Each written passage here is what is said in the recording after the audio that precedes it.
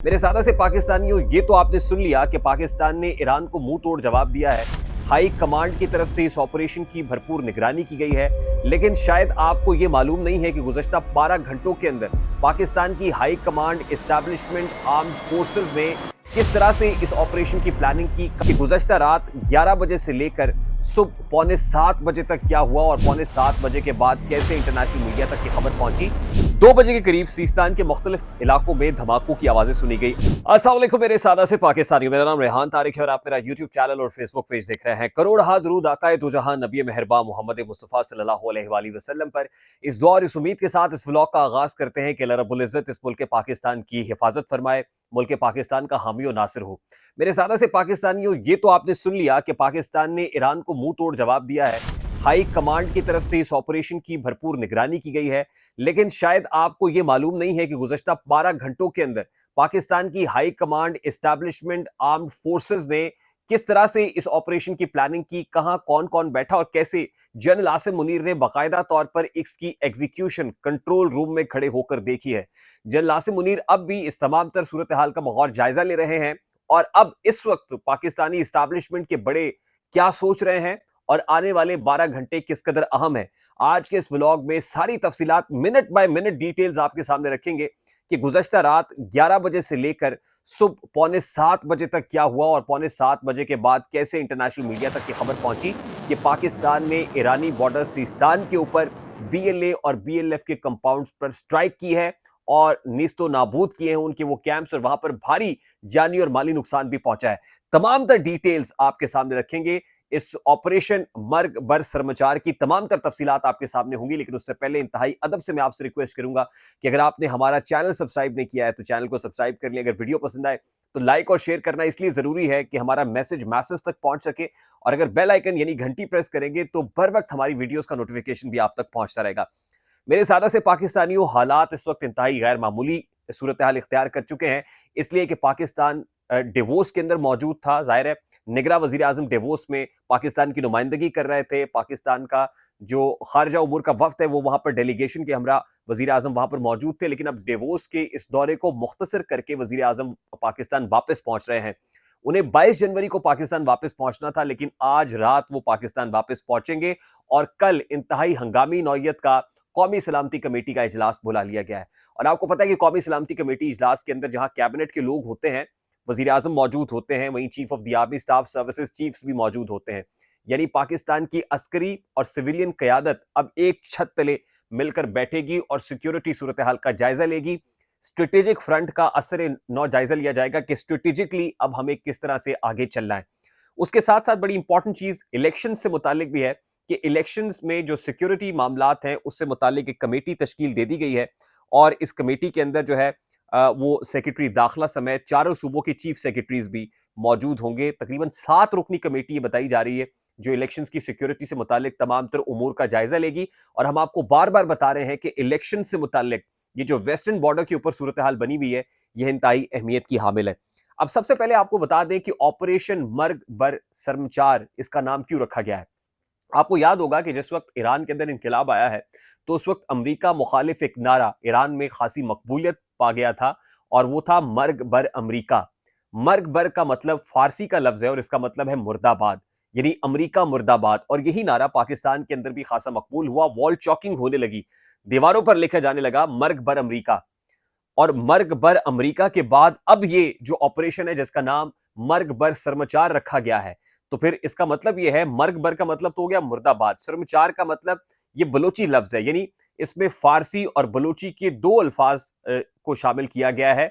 एक फारसी है और दूसरा बलोची है। सरमचार बलोच अलहदगी पसंद अपने लिए इस्तेमाल करते हैं।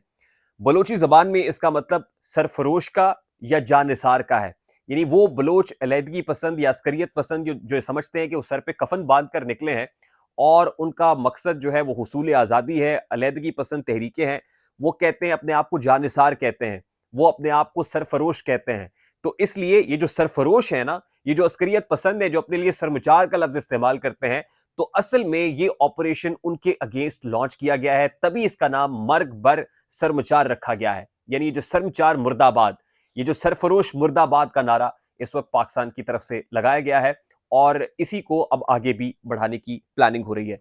सबसे पहले मैं आपको बता दूं कि गुज़श्ता रात जब हमने अपने व्लॉग में आपको बता दिया था कि जीएचक्यू के अंदर हंगामी नौयत का इजलास हुआ है, तो असल में इस इजलास की प्लानिंग किस वक्त हुई, इस पे कौन-कौन शरीक था, मैं टाइमलाइन जरा आपके सामने रख दूं कि रात 11 बजे, तकरीबन 11 बजे पाकिस्तान ने ईरान से मुंसलिक जो बॉर्डर है, उसको सील किया था।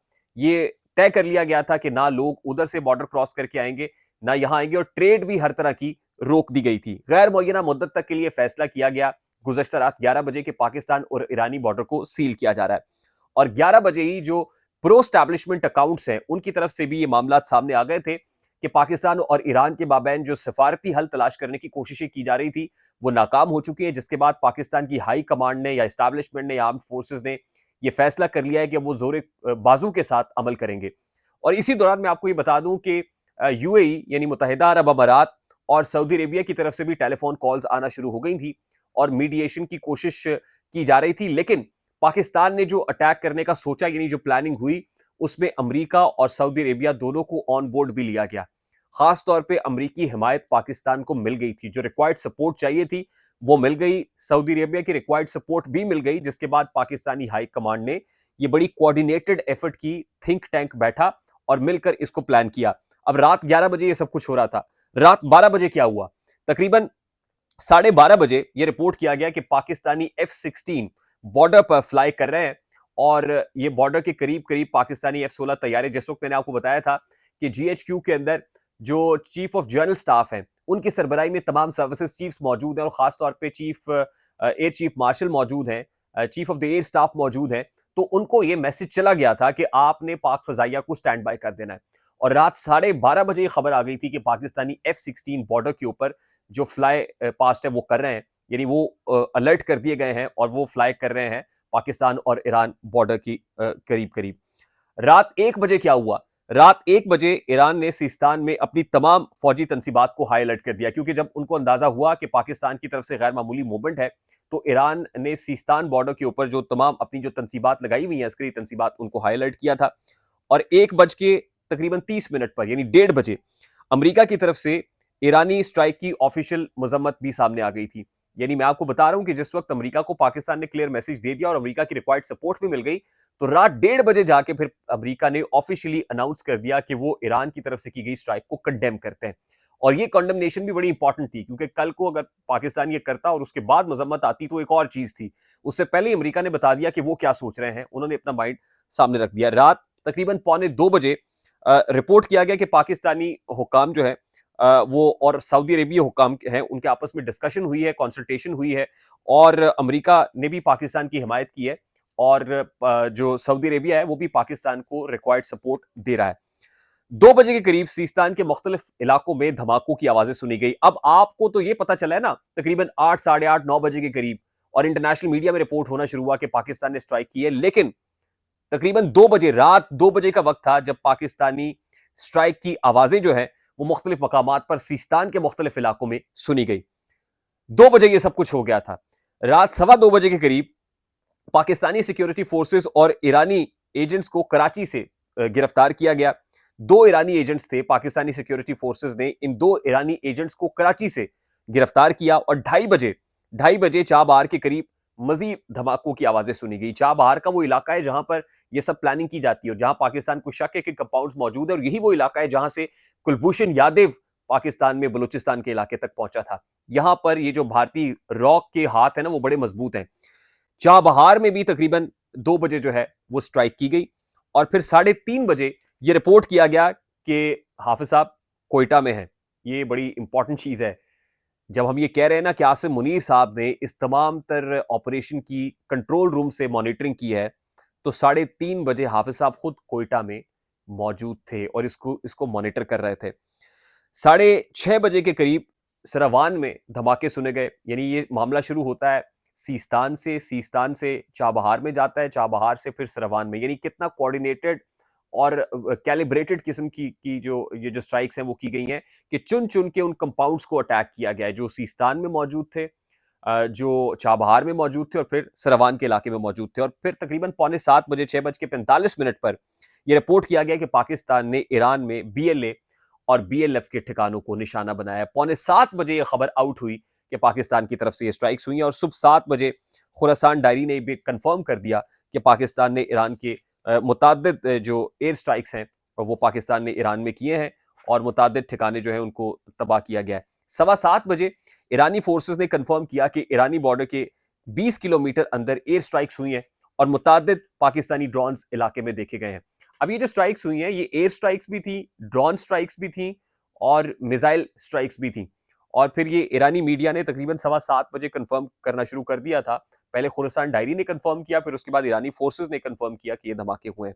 और पौने 8 बजे न्यूयॉर्क टाइम्स में ये कंफर्मेशन आई कि पाकिस्तान ने ईरान में 7 मकामात को निशाना बनाया है। इंटरनेशनल मीडिया भी आ गया, न्यूयॉर्क टाइम्स ने भी इसको रिपोर्ट किया और 8 बजे बाकी इंटरनेशनल मीडिया की कवरेज शुरू हो गई और 8:15 बजे रिपोर्ट किया गया कि हाफिज साहब ने जो है पर्सनली इन स्ट्राइक्स की कमांड की है। और 9:15 बजे फिर पाकिस्तान की तरफ से एक और स्टेटमेंट आ जाता है कि अब पाकिस्तान मजीद एस्केलेशन नहीं चाहता, बल्कि पाकिस्तान चाहता है कि यहां से, क्योंकि हम अपना हक रखते थे, हमने दिफा में ये स्ट्राइक्स कर दिए, इसके बाद मामला डी एस्केलेशन की तरफ जाना चाहिए। 9:30 बजे, सुबह 9:30 बजे पाकिस्तान ने ईरान को ये वार्निंग जारी कर दी कि मजीद किसी एक्शन का भी जवाब दिया जाएगा। अगर ईरान इसको रिस्पॉन्ड करेगा तो पाकिस्तान भारी कुव्वत के साथ, डबल इंटेंसिटी के साथ फिर इसको रिस्पॉन्ड करेगा। और पौने 10 बजे दफ्तर खारजा की जानिब से ऑफिशियली इसको कंफर्म कर दिया गया और दफ्तर खारजा की तरफ से एक प्रेस ब्रीफिंग भी सामने आ गई। यानी रात 11 बजे ये मामला शुरू होता है ईरानी और पाकिस्तानी बॉर्डर को सील करने से। उसके बाद इंटरनेशनल कुव्वतें भी इसके अंदर आ जाती हैं। हाफिज साहब खुद कोयटा पहुंचते हैं और इसको मॉनिटर करते हैं और अल्टीमेटली एक नहीं, दो नहीं, बल्कि तीन इलाके जो बॉर्डरिंग एरिया है वहां पर मौजूद जो दहशतगर्दों के कंपाउंड्स है उनको बड़े ही कैलिब्रेटेड और कैलकुलेटेड अंदाज में टारगेट किया जाता है। तो हम पर ये लाजिम था, क्योंकि हमने एक सीरीज शुरू कर रखी है जिसमें हम आपको पाकिस्तान और ईरान के हालिया कॉन्फ्लिक्ट से मुतालिक मिनट बाय मिनट डिटेल्स दे रहे हैं। तो ये जो मिनट बाय मिनट डिटेल्स हैं ऑपरेशन मर्ग बर सरमचार का, वो भी मिनट बाय मिनट हम आपके सामने रखते हैं। तो हमने ये डिटेल्स आपके साथ शेयर किया। आई होप कि पसंद आई होंगी। अगर पसंद आए तो लाइक और शेयर करना मत भूलिएगा ताकि हमारा मैसेज ज्यादा लोगों तक पहुंच जाए। और अगर आप हमारे चैनल पर नए हैं तो चैनल को सब्सक्राइब भी कर लीजिएगा। बेल आइकन अगर आप प्रेस करेंगे तो आपका वो गिला दूर हो जाएगा कि आपकी वीडियोस का जो नोटिफिकेशन है वो बर वक्त हम तक नहीं पहुंचता है। मुझे रेहान तारिक को इजाजत दीजिए और इस दुआ और इस उम्मीद के साथ कि अल्लाह ताला इस मुल्क का हामी और नासिर हो। इंशाल्लाह नेक्स्ट व्लॉग में आपसे मुलाकात होगी। अपना बहुत सारा ख्याल रखिएगा। अस्सलाम वालेकुम।